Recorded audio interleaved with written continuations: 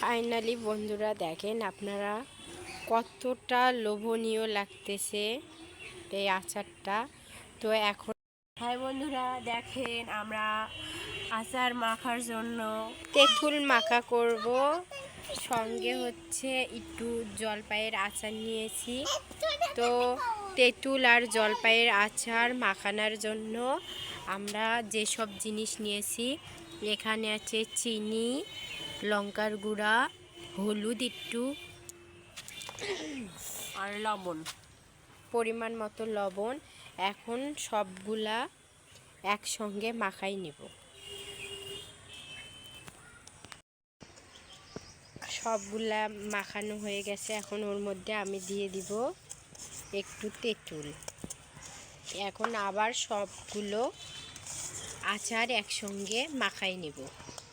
সমস্ত কিছু মাখাই নিয়েছি আচার। এখন এর সঙ্গে একটু পরিমাণ মতো আমি তেল দিয়ে নিব, সরিষার তেল। এটা হচ্ছে খাঁটি সরিষার তেল, এটা দিলে টেস্টটা আরও অন্যরকম।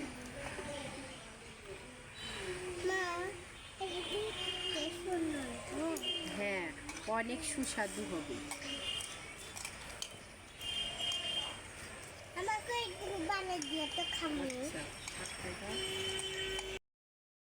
ফাইনালি বন্ধুরা দেখেন আপনারা কতটা লোভনীয় লাগতেছে এই আচারটা।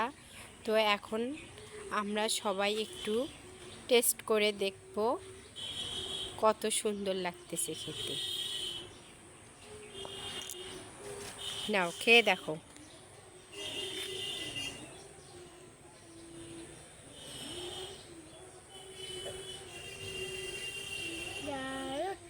দারুণ। এখন তুমি খেয়ে বলো। সেই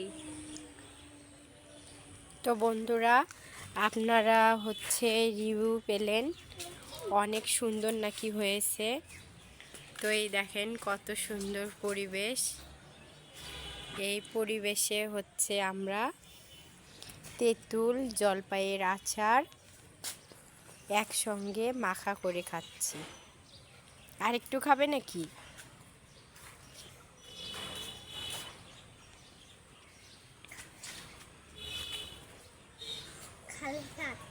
সেই স্বাদ। তো বন্ধুরা আমার এই তেঁতুল মাখার রেসিপিটা আপনাদের কাছে কেমন লেগেছে একটু কমেন্টে জানাবেন। আর নিত্য নতুন ভিডিও পেতে আমার চ্যানেলটি সাবস্ক্রাইব করে আমার পাশে থাকবেন।